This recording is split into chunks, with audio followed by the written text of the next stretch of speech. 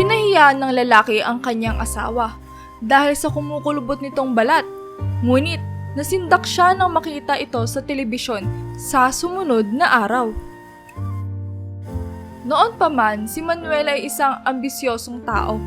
Ngunit madalas siyang naiinis sa limitasyon ng kanyang tagumpay.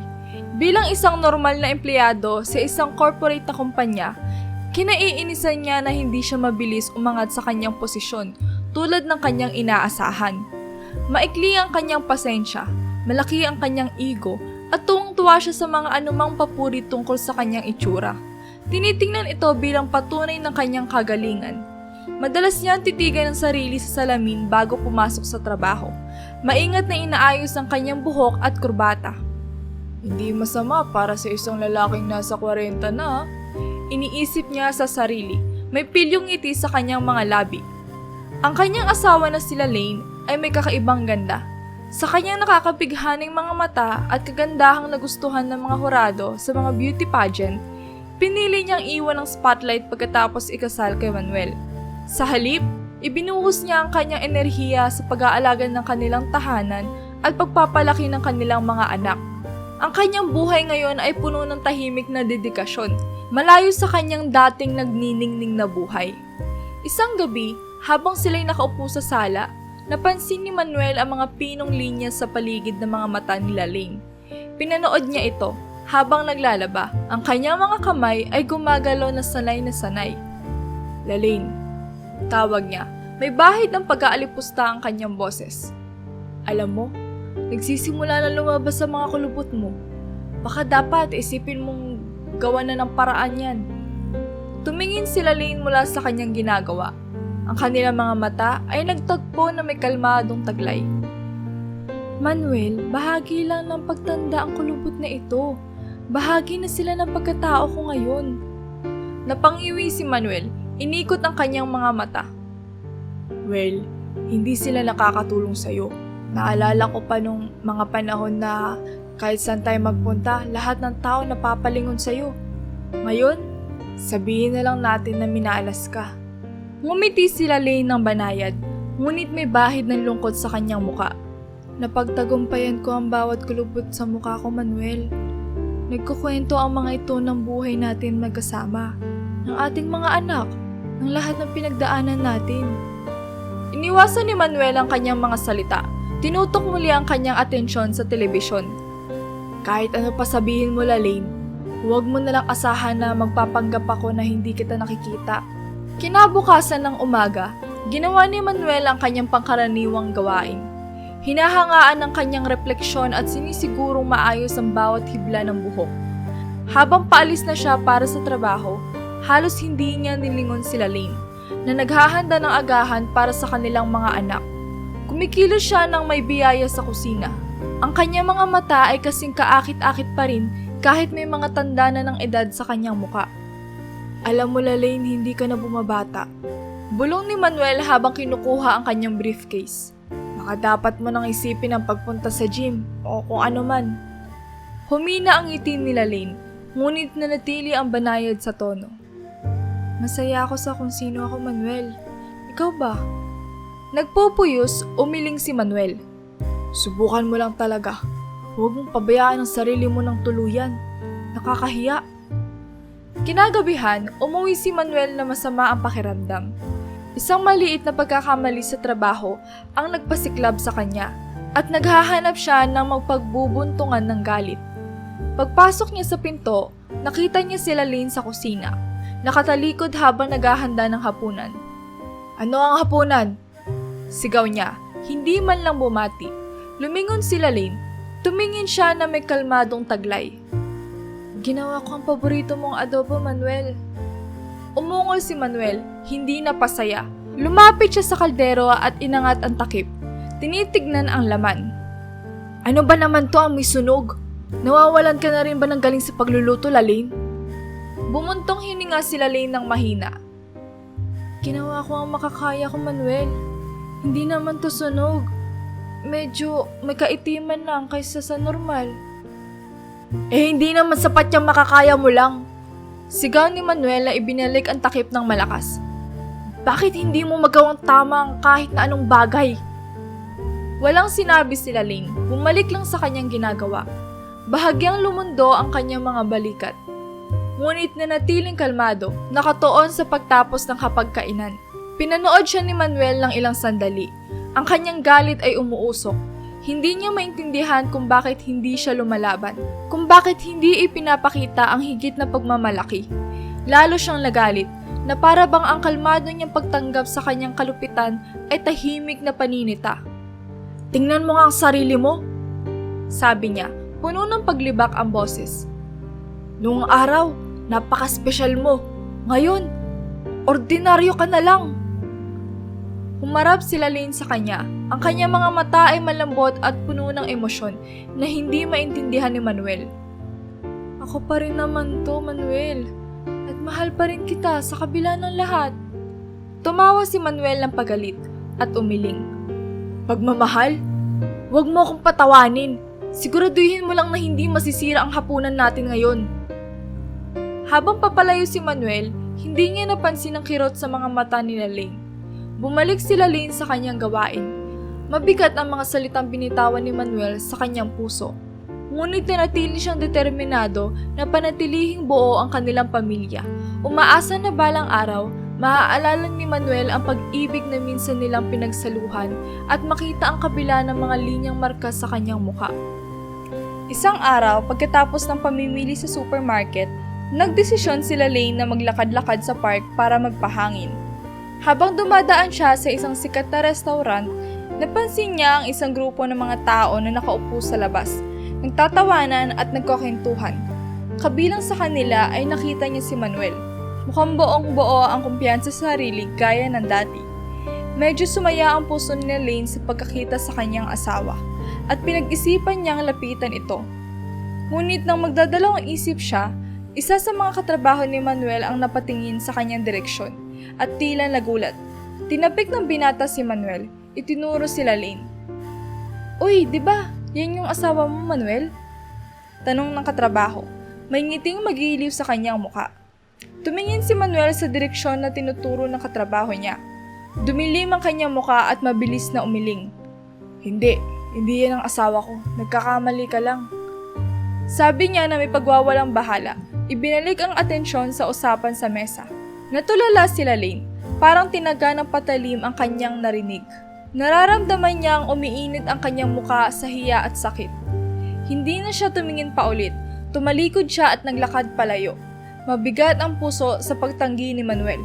Kinagabihan sa kanilang kwarto, nakaupo sila Lane. Paulit-ulit na naglalaro sa kanyang isip ang nangyari. Hindi niya maintindihan kung bakit itinanggi siya ni Manuel lang ganun-ganun lang. Tumitig siya sa kanyang refleksyon sa salamin. Napansin ang mga linya at tanda ng pagtanda na madalas pagtawanan ni Manuel. Desididong gumawa na kahit ano para muling mabawi ang kanyang dating anyo.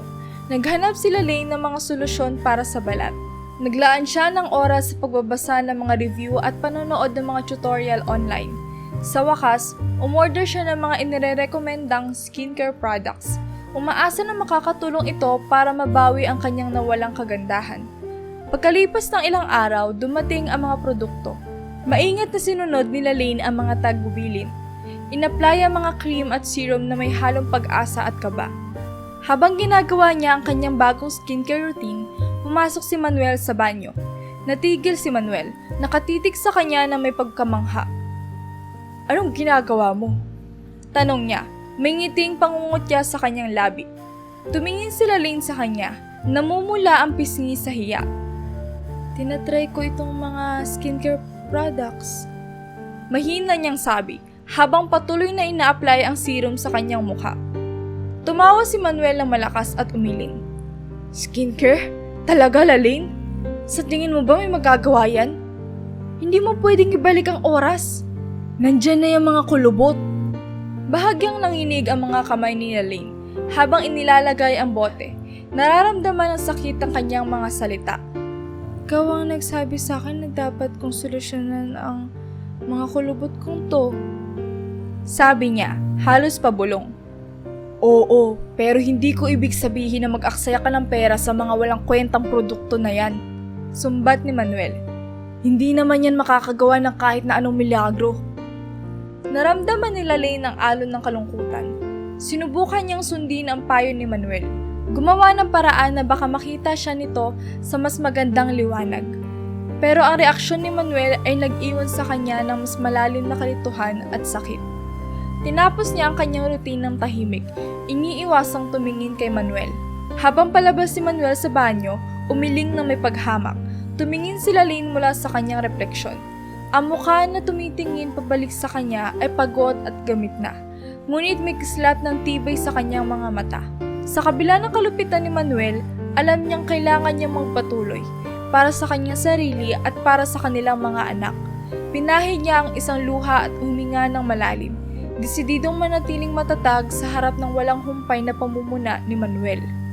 Sa kabila ng pagtanggi at paghamak ni Manuel, patuloy na masigasig sila Lane sa pagsunod sa kanyang skincare routine. Bawat umaga at gabi, maingat niyang ina-apply ang mga cream at serum. Umaasang mababawasan ang mga kulubot na labis na kinaiinisan ni Manuel. Ang kanyang determinasyon ay hindi natinag, kahit pa sa harap ng patuloy na pangungutya ng kanyang asawa. Si Manuel naman ay naging mas malayo. Mas madalas na siyang wala sa bahay, laging lumalabas kasama ang kanyang mga katrabaho o dumadalo sa mga social events. Napansin nila Lane kung paano mas pinapansin ni Manuel ang ibang babae. Madalas siyang ikinukumpara sa mga ito sa mga paraang masakit at nakakainsulto. Bakit hindi ka makapagbihis ng ganyan? Sabi niya na itinuturo ang isang babaeng naka-stylish na damit. Dati mas maganda ka tingnan. Lane, ano na ba nangyari sa'yo? Bawat komento ay unti-unting nagpapababa sa tiwala nila Lane sa kanyang sarili. Iniwan siyang pakiramdam na nag-iisa at hindi pinapahalagahan. Sinusubukan niyang balikan ang mga alaala ng lalaking minahal niya. Ang lalaking sa kabila ng mga kakulangan ay laging nagbigay para sa kanilang pamilya. Ang pakiramdam ng responsibilidad at katatagan na iyon ang humihila sa kanya kay Manuel. Kahit na madalas natatabunan ng mataas na ego at maiksing pasensya ang kanyang mabubuting katangian. Habang lumilipas ang mga linggo, tila lumiliit ang pasensya ni Manuel kay Lane bawat araw. Palagi siyang sinisigawan nito kahit sa pinakamaliit na bagay. Mabilis na sumiklab ang galit sa kaunting pagkakamali. Wala ka na bang magawang tama? Sigaw niya isang gabi. Pinalo ang kamay sa countertop ng kusina. Sinabi kong plantsahin ang damit ko, hindi sunugin. Napaurong sila Lane sa sigaw ni Manuel. Namumuha ang luha sa kanyang mga mata. Pasensya na Manuel. Aayusin ko naman. Lagi ka nalang pasensya. Sumbat niya. Puno ng inis ang boses. Hindi ako makapaniwalang ganito ka nakawalang kwenta. Ramdam nila Lane ang pagdurog ng kanyang puso tuwing pinapagalitan siya ni Manuel. Hindi niya maintindihan kung bakit naging sobrang malupit ito. Kung bakit ang lalaking minahal niya ay naging isang estranghero na tila ba'y tuwang-tuwang hamakin siya. Isang gabi, matapos ang isa pang mainit na pagtatalo, mag-isa sila Lane sa kanilang kwarto. Umiiyak. Dahil sa araw-araw na pagiging mainitin ang ulo ni Manuel sa kanyang asawa, hindi na ito kinaya nila Lane. Sa isang gabi, habang masayang nagloloko si Manuel kasama ang kanyang babae, nagdesisyon sila Lane na umalis.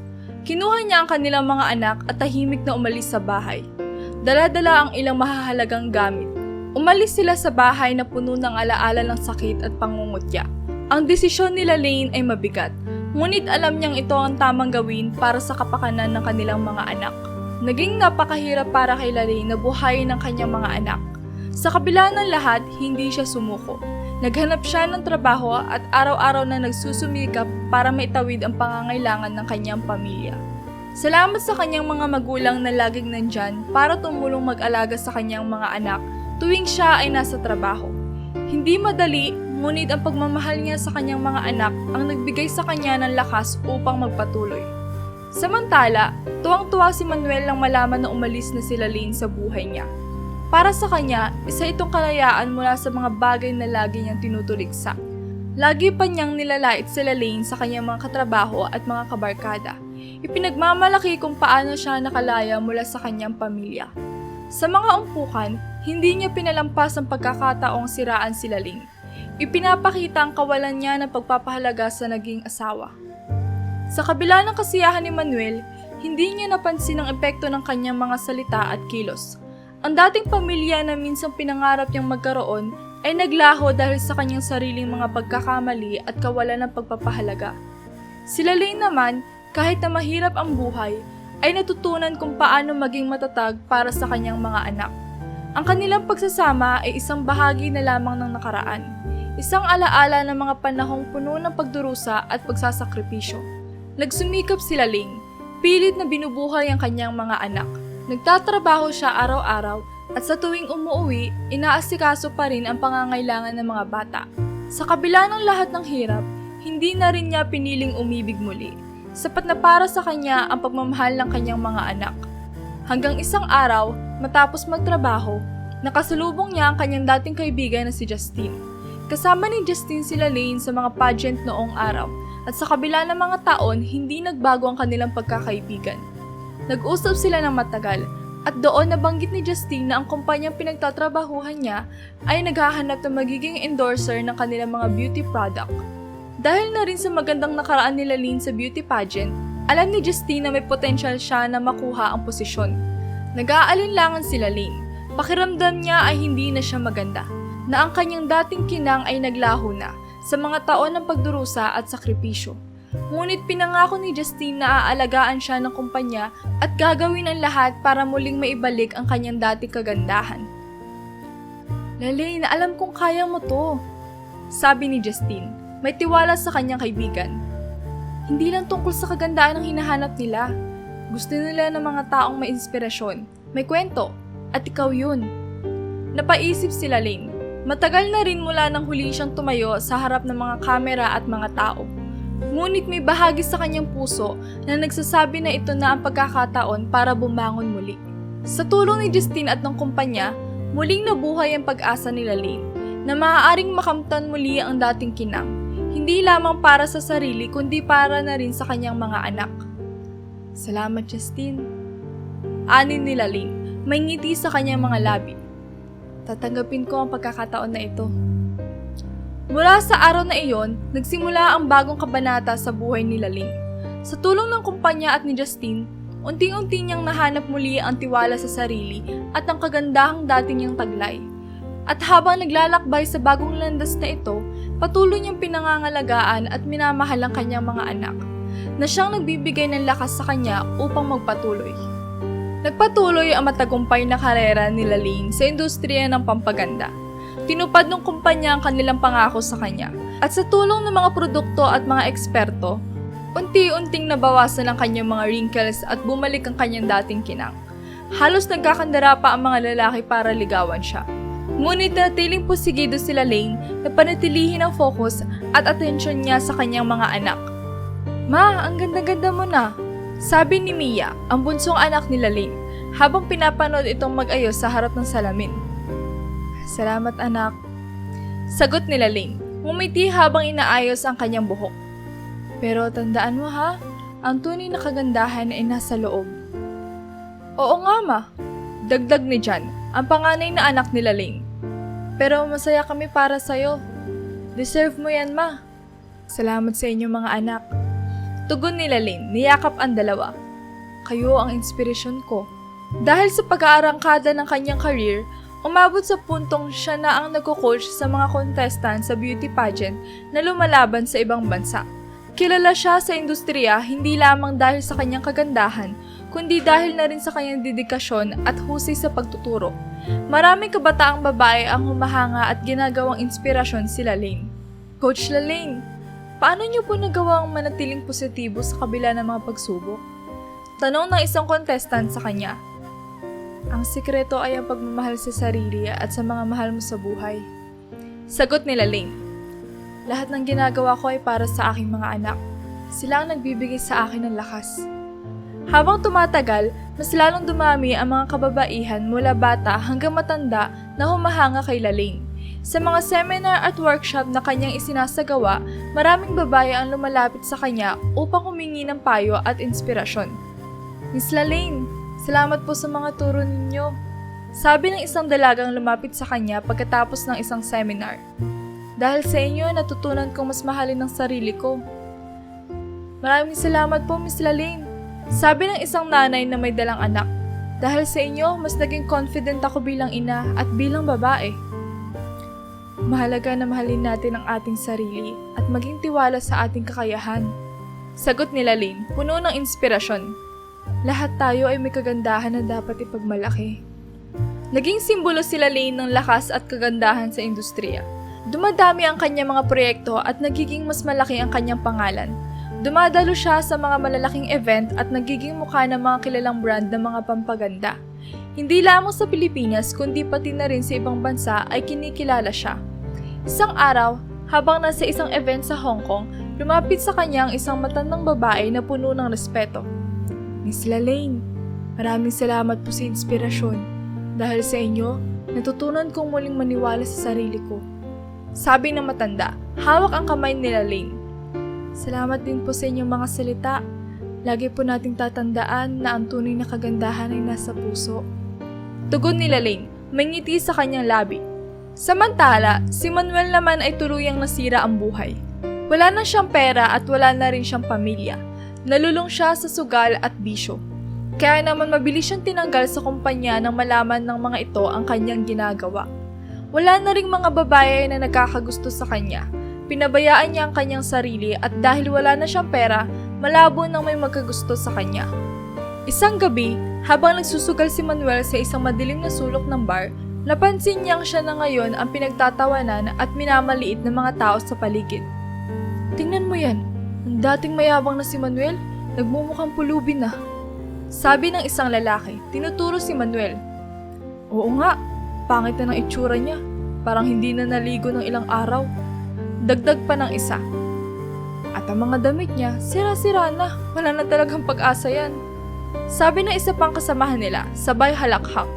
Nakarinig si Manuel ng mga tawa at pangungutya mula sa mga tao. Naramdaman niya ang init ng kahihiyan at galit, ngunit alam niyang totoo ang kanilang sinasabi. Biglang naalala niya si Lalaine, ang babaeng minsan niyang minahal at iniwan. Naalala niya ang mga pagkakataon na minamaliit niya ito, na para bang siya ang pinakamahalaga sa lahat. Ngayon, siya na ang nasa posisyon ng kahihiyan at pangungutya. Pinakawalan ko ang pinakamahalagang tao sa buhay ko. Bulong ni Manuel sa sarili, puno ng pagsisisi. Isang gabi, habang lasing na lasing si Manuel, napadaan siya sa isang mag-asawa na masayang naglalakad at nagtatawanan sa daan. Bigla niyang naalala ang mga panahon nila ni Lalaine, noong masaya pa sila at puno ng pangarap. Noong mga araw na mag-asama pa kami ni Lalaine, ganito rin kami kasaya. Sabi ni Manuel sa sarili, habang pinagmamasdan ang mag-asawa. Ang mga tawa, ang mga yakap, bakit ko hinayaan na mawala ang lahat ng iyon? Sa bawat hakbang ng mag-asawa, parang nakikita ni Manuel ang kanilang nakaraan ni Lalaine. Ang mga panahong magkasama silang namamasyal, nagtatawanan at nagmamahalan. Ngunit ngayon, ang lahat ng iyon ay isa na lamang malungkot na alaala. Hindi ko na maibabalik ang nakaraan. Bulong ni Manuel habang bumabalik sa bar na walang laman ang puso. Ang lahat ng ito ay dahil sa aking mga pagkakamali. Isang gabi, habang nagiinom mag-isa, binuksan niya ang TV at halos mapaiyak siya nang makita na nasa telebisyon ang asawa niyang si Lalaine. Maganda ang suot nito, maganda ang muka at mukha siyang napakarangya. Ini-interview ito ng mga news reporter dahil sa kwento ng buhay nito at magiging bahagi din siya ng isang pelikula. Sa mga mata ni Manuel, hindi siya makapaniwalang ito ang parehong babaeng minsan niyang minahal at pinabayaan. Si Lalaine ba yan? Tanong ni Manuel sa sarili, halos hindi makapaniwala. Hindi maaaring siya. Sa interview, pinasalamatan ni Lalaine ang kanyang mga magulang at mga anak na sumuporta sa kanya. Nagpasalamat din siya sa taong sumira sa kanilang pamilya. Dahil sa ginawa nito, narating niya kung ano ang meron siya ngayon. Sa kabila ng lahat ng sakit at paghihirap, natutunan kong maging matatag at magpakatotoo sa aking sarili.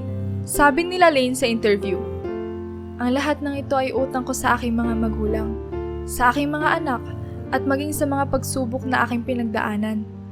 Natutunan ko ang kagandahan ay hindi lamang sa panlabas, kundi pati na rin sa panloob na lakas at tibay ng loob. Habang pinapanood ni Manuel si Lalaine, Naramdaman niya ang bigat ng kanyang mga naging pagkakamali. Alam niyang hindi na niya mababalik pa ang nakaraan, at ang tanging magagawa na lamang niya ay tanggapin ang mga bunga ng kanyang desisyon. Habang lumuluha, naisip niya kung gaano siya kaswerte noong nasa buhay pa niya sila Lane at ang kanilang mga anak. Pinakawalan kong pinakamahalagang tao sa buhay ko, sabi ni Manuel sa sarili, puno ng pagsisisi. Habang sila Lane naman ay patuloy sa kanyang pag-usbong, hindi niya nakalimutan ang kanyang mga pinagmulan at ang mga aral na natutunan niya sa bawat hakbang ng kanyang buhay. Sa kabila ng kanyang tagumpay, nanatili siyang mapagkumbaba at laging handang tumulong sa iba, lalo na sa mga nangangailangan. Mama, proud na proud kami sa'yo, sabi ni John isang gabi habang kumakain sila ng hapunan. Oo ma, ikaw ang aming inspirasyon, dagdag ni Mia. Salamat mga anak, tugon ni Lane, puno ng pagmamahal. Kayo ang nagbibigay sa akin ng lakas upang magpatuloy. Lagi ninyong tatandaan, ang tunay na kagandahan ay nasa loob ng ating puso. Sa kabila ng kanyang tagumpay, hindi nakalimutan ni Lane ang kanyang tungkulin bilang ina. Lagi niyang sinisiguro na mayroon siyang oras para sa kanyang mga anak, na kahit gaano man siya kaabala, ang pamilya pa rin ang kanyang prioridad. Naging inspirasyon siya hindi lamang sa kanyang mga anak, kundi pati na rin sa maraming kababaihan na nakilala niya sa kanyang mga proyekto at event. Ma, pwede po ba akong sumama sa inyo sa susunod na event? Tanong ni Mia, isang gabi habang naghahapunan sila. Oo naman anak, gustong-gusto kitang isama para makita mo kung gaano kahalaga ang ginagawa natin. Sagot ni Lane, puno ng pagmamahal. At sa wakas, nahanap ni Lane ang tunay na kaligayahan, hindi lamang sa kanyang karir, kundi sa pagmamahal at suporta ng kanyang pamilya. Napatunayan niyang kahit gaano man kahirap ang buhay, may pag-asa at tagumpay na naghihintay sa mga taong may tapang at determinasyon. Ang kanyang kwento ay naging inspirasyon sa marami at naging simbolo ng tunay na kagandahan at lakas ng isang babae.